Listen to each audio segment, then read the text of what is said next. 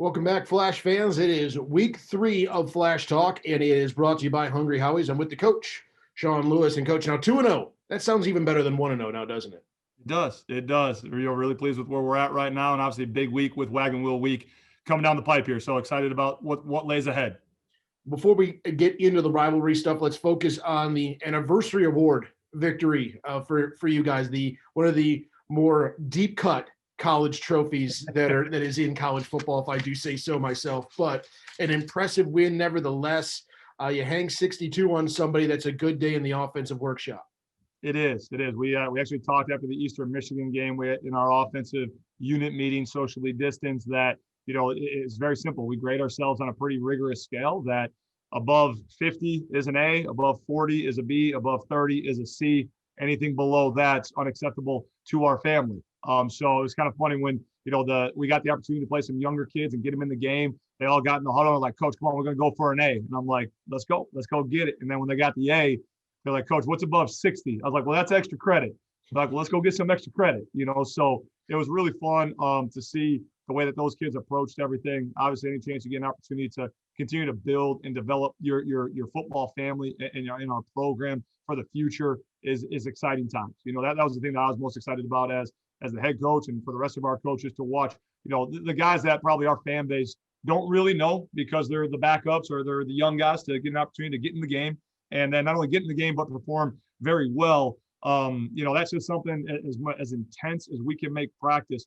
Nothing can substitute real game reps. To be on national TV, in between the white lines, underneath the lights, a little bit of rain, a little bit of adversity, and go handle your business the right way. That was really cool. And there's a lot of good lessons that were learned from the tape in all 3 phases, and looking forward to feeling the energy and enthusiasm as we go through this week of practice and leading up to everything.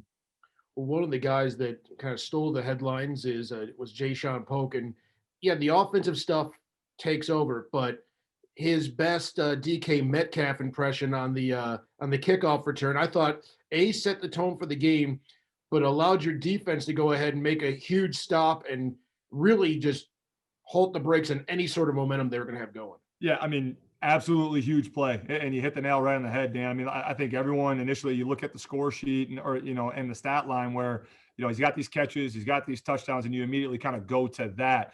But as you alluded to, I mean, that play on the kickoff, our first kickoff after we go down and score, for him to have that extra effort play, chase down the ball carrier, give our defense a chance. He saved the family 4 points there. Like that's huge and can't be overstated. We made a really, really big deal about that. Jay Sean was our special teams player of the week, not only for that play, but other plays that he made and, helped us flip the field when we were in our backed up punt situation. And again, I think that's a really cool, culturally core item that we have, that we put a lot of time into special teams. And for a young guy who's, Garden has grown offensively and he's become maybe a little bit more of a common name as a wide receiver.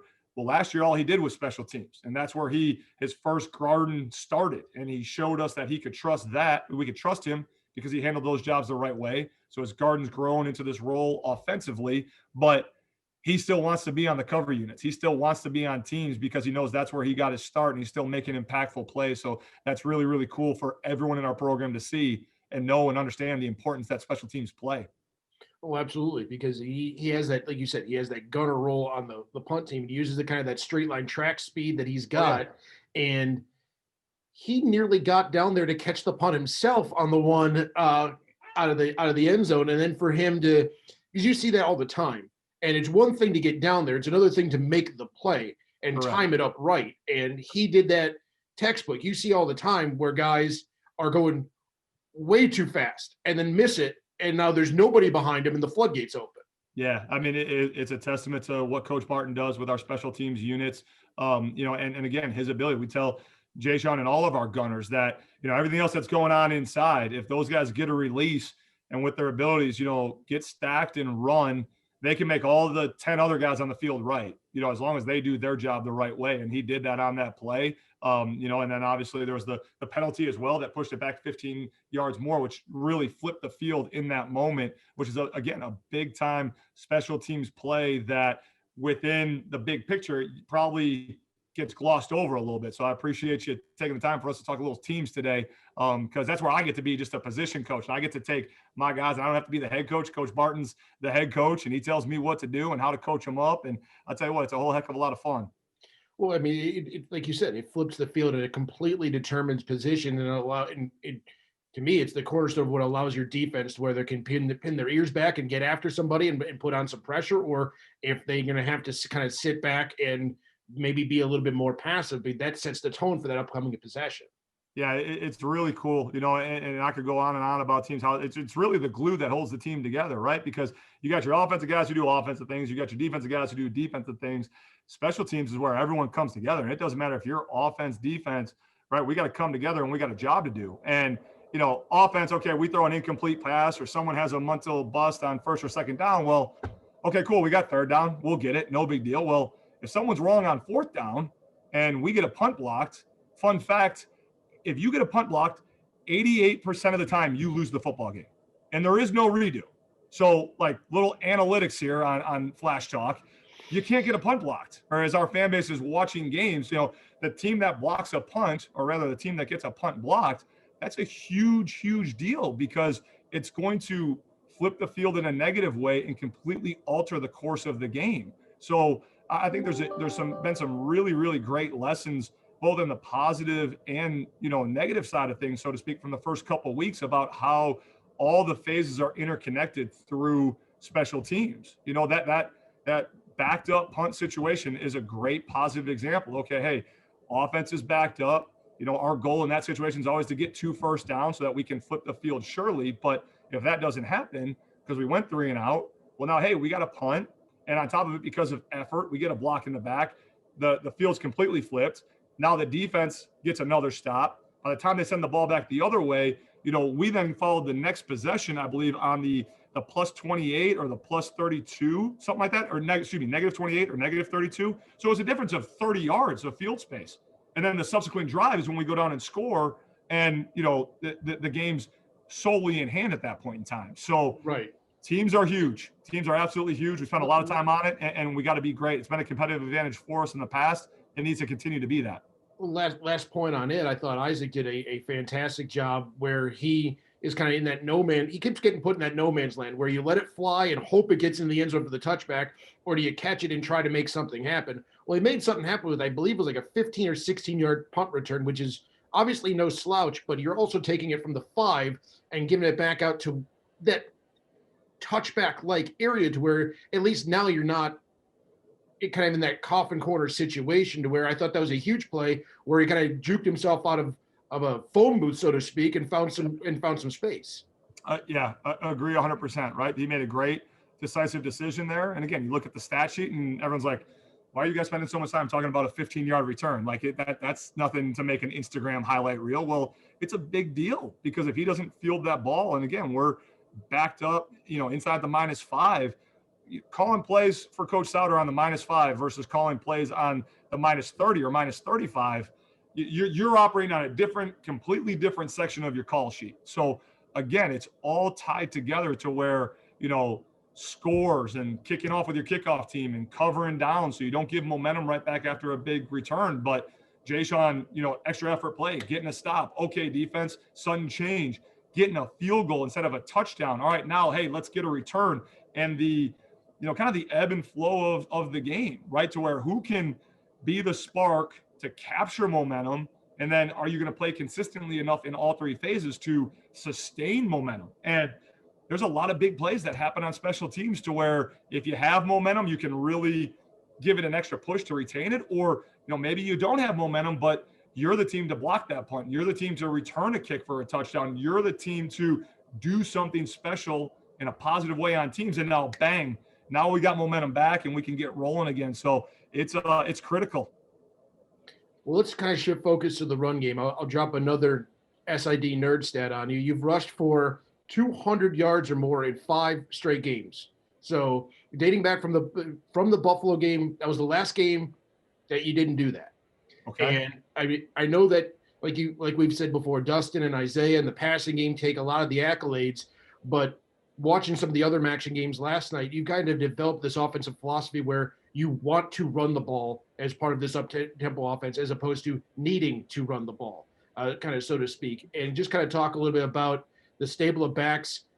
Guys kind of do a little, each of them do a little bit different, but just that to me is, again, like special teams, just kind of flies underneath the radar that boom, you got 670 yards of offense because you rushed for 250 again. Sure, sure. I mean, I didn't know that stat first off, which is pretty cool. And I'm going to go tell Coach O'Boyle that and the O-line. I mean, that's, it starts up front. The game is won up front in the trenches. And anytime that you can win the line of scrimmage and you have the ability to move the line of scrimmage in a positive manner so that you're rushing for over 200 yards, it opens up a lot of things within the offense.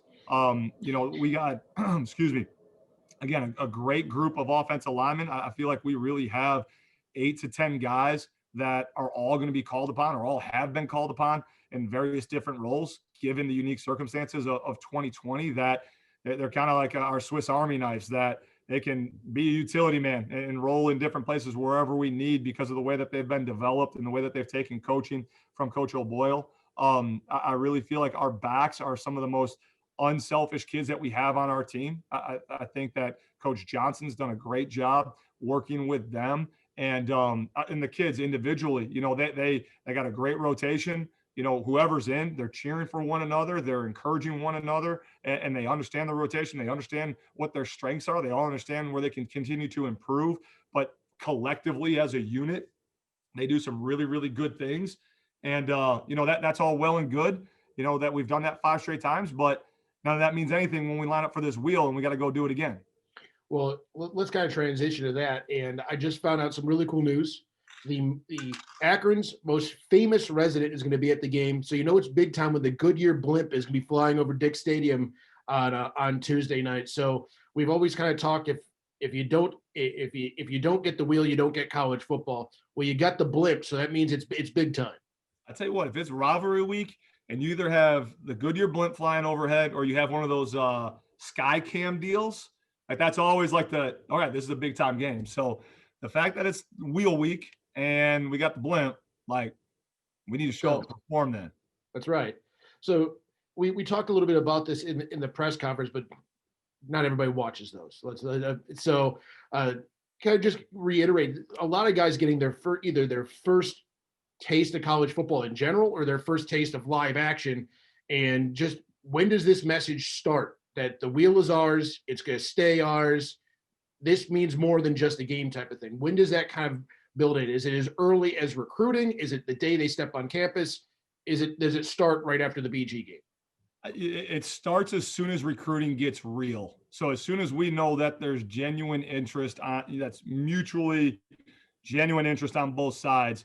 One of the early conversations that I have is about this rivalry and what rivalries mean to college football.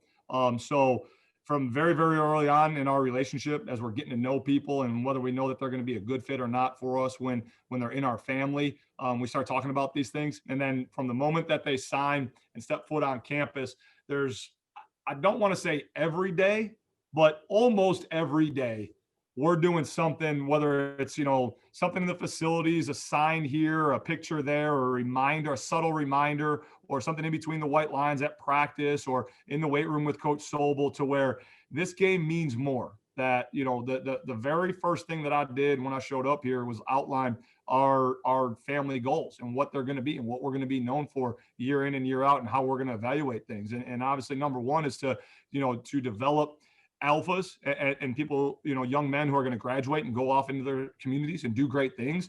But the number one football goal immediately after developing great young men and graduating them is to own the wagon wheel. And so at the time we didn't have it. We brought it home. It's home now. It's painted the right colors. It's hanging in our locker room. Our kids see it each and every single day that they're in the building. And they're not just playing for this 2020 team. They're playing for everyone who came before. They're playing for the Jamal Parkers, the Mike Kerrigans, the KPs, the Nick Faulkners, the Nate Warnocks, who hadn't touched the wheel until last year. And then in their senior year, they did what was required. They held the process of winning to a very high standard and a very high regard so that when that opportunity came, they could play that game the right way, run across the field, get their hands on their wheel, and now that's here. And so everyone needs to understand, if you've never been in this game or you just started following flash fast football for the first time, this is it. This is the best week in all of sports. It's not just another week. It's Wagon Wheel week, and that thing's here. It's going to stay the right colors. Well, Coach, I'll drop another SID nerd stat on you. If you needed even more information, or I should say, a motivation for this week, the rivalry for the wheel is 24, 24, and 1. So now it's for the bragging rights to tip it back onto the right side, so to speak. Love that. Even a little bit more incentive. So let's talk about the team that's going to line up across from you a little bit. They played their hearts out against Ohio last week and came up a little bit short, but you can see that Coach Arth has got this thing trending in the right direction. This is a talented, kind of scrappy bunch that, just because they haven't seen the positive result this year, that doesn't mean that they're not trending in the right way. Yeah, I mean, they're a dangerous group, and I think you can tell a lot about a team's character from what they do from week 1 to week 2, kind of sort of the adjustments or the jumps that they make in their performance. And obviously they played really well against Ohio. They play hard, and they play the game the right way. So again, it's one of those deals where, whatever winning streaks, losing streaks are on either side, throw them out.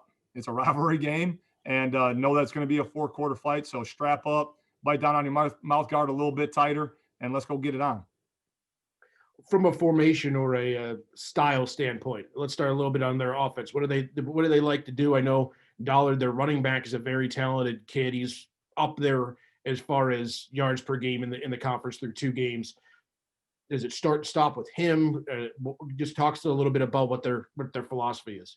Yeah, I mean, I think that their tailback is one of their most talented players, and obviously they feature him. They try to get him a lot of touches in a lot of different ways. Their quarterback is a playmaker and can hurt you with his arm as well as with his feet if things break down and everything.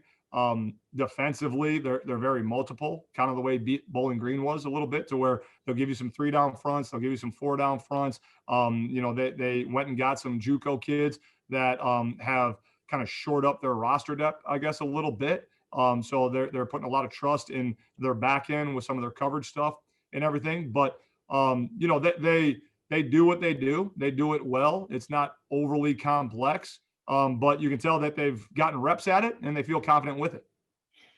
So, I mean, obviously you see to throw the records out of the window a little bit, and just, I mean, that's the overall message. You really don't need to do a whole lot of motivating, but from a inner circle, that player standpoint, are the players more vocal here this week more than most, as far as last year's message was to win it back, this year is to keep it? Yeah, I think the big thing that we talked about yesterday, after we got done cleaning up the BG film and everything, was that, okay, now it's truly turned the page and we're truly into the Wagon Wheel week, and that it's really imperative that our older guys who have and know the history of what this has been and the context of what this game is, educating the younger guys that, hey, the intensity you need to bring to practice now it's different. That's how it starts. If we wait as a football family, as a Flash Fast family, until game day to crank this thing up, again, we're wrong. So that's the 24/7, 365 emphasis that we put on this thing, aids us in that. But again, part of cultivating our culture and really transferring the ownership of our culture, which has been really cool this year, to our players, and them grabbing hold of it and them being the protectors of the culture that they've created. The wheel really kind of symbolizes that the players who came before, those seniors who graduated a year ago, that they brought that thing home. They were critical in bringing that thing home. And now when you look at that wheel, no one understands those stories. No one understands what those scores mean on that wheel. And no one understands the workload and effort and intensity and focus that it's going to be required to keep that thing home. And don't take any of that for granted, because when you get to run across and you get to put your hands back on your wheel, there's no greater feeling. There's no greater feeling. So has there been anybody from that upper class that has stood out as far as being that vocal voice that is either consistent with what it's been over this season, or is anybody just kind of, oh, okay, you've got something to say here? So far, it's been the guys who you would think it would be. It's been the Dustin Crumbs, it's been the Mandela Lawrence Burke. Trickett's been a little bit more vocal, which has been cool. But it's the characters that you would expect. Now, when we step in between the white lines and we really get this thing on and popping, and we start really preparing over the course of the next few days, it's going to be interesting to see who matures in that role. And I'm sure there'll be some guys that surprise me in a very positive way, which I'm excited to see. Well, very cool.